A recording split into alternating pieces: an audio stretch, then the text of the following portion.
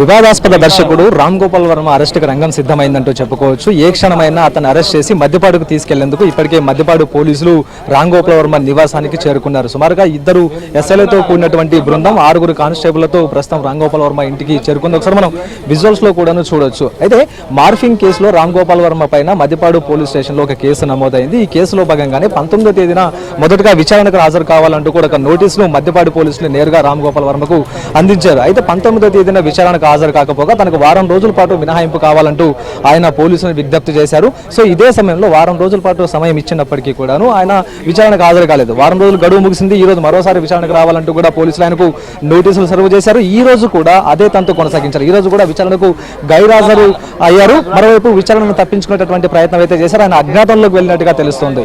So ఈ నేపథ్యంలో మద్యపాడు పోలీసులు ఆయన నివాసానికి చేరుకున్నారు.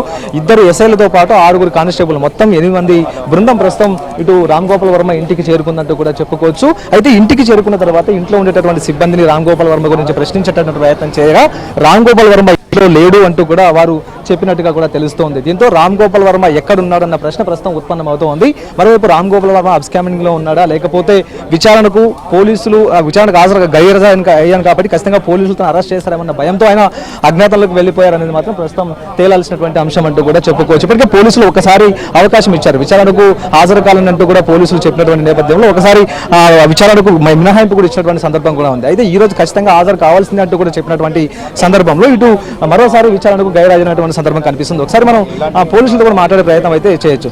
సార్ అసలు చెప్పండి, ఏం చెప్తున్నారు? అసలు ఏం చెప్తున్నారు సార్? అసలు ఏం చెప్తున్నారు? ఇది మొత్తానికి మద్యపాడు పోలీసులు అయితే మాత్రం ఇంటి దగ్గర వెయిట్ చేసినటువంటి సందర్భం తమకు సమాచారం లేదంటూనే చెప్తూ ఉన్నారు. ఆర్జీవీ కోసం వీరంతా కూడా వెయిట్ చేస్తూ ఉన్నారు. మరోవైపు ఆర్జీవీ గతంలో వారం రోజులు సమయం కోరినప్పుడు తనకు ఇంపార్టెంట్ షూటింగ్స్ ఉన్నాయి, షూటింగ్ నేపథ్యంలో బిజీ షెడ్యూల్ ఉండడం వల్ల తాను రాలేనంటూ కూడా చెప్పుకొచ్చాడు. సో ఇప్పుడు షూటింగ్ లోనే ఉన్నాడా, లేకపోతే పోలీసులకు అరెస్ట్ భయంతో ఆయన ఎక్కడికైనా అబ్స్కాండ్ అయ్యారనేది మాత్రం ప్రస్తుతం తేలాల్సినటువంటి అంశం కూడా చెప్పుకోవచ్చు. ఒకసారి శశి మీరు లైన్ లోనే ఉండండి. సో అక్కడ వాళ్ళతో మాట్లాడేటటువంటి ప్రయత్నం చేయండి. ఒక్కసారి ఏం చెప్తారనేది కూడా ఇచ్చారా? ప్లీజ్ తర్వాత చెప్పండి. కనుక్కొని చెప్తా అన్నారు. తెలియదు. ప్లీజ్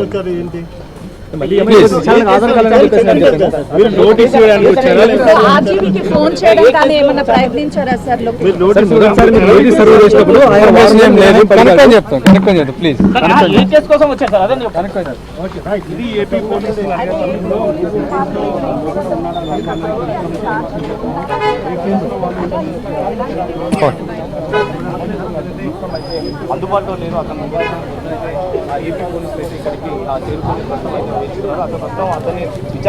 రైట్, మనం చూస్తున్నాం అక్కడ చేరుకున్నటువంటి ఏపీ పోలీసులతో కూడా మాట్లాడించేటువంటి ప్రయత్నం చేస్తున్నారు. వాళ్ళు కూడా ప్రస్తుతం రామ్ గోపాల్ వర్మ ఆచూకీ కోసం ప్రయత్నం చేస్తున్నట్లుగా స్పష్టం అవుతోంది. సో వారు కూడా స్పందించేందుకు కొంత సమయం కావాలని కూడా మీడియాను కోరినటువంటి పరిస్థితి. అయితే ఈ లోపు రామ్ గోపాల్ వర్మ ప్రస్తుతం ఆయన ఎక్కడున్నారు, లేకపోతే ఆయన పోలీసుల విచారణకు వారితో పాటు వచ్చేటువంటి అవకాశం ఉంటుందా, లేకపోతే ఆయనే వెళ్ళేటువంటి పరిస్థితి ఉంటుందా ఏంటి అనేది కూడా ఒక క్లారిటీ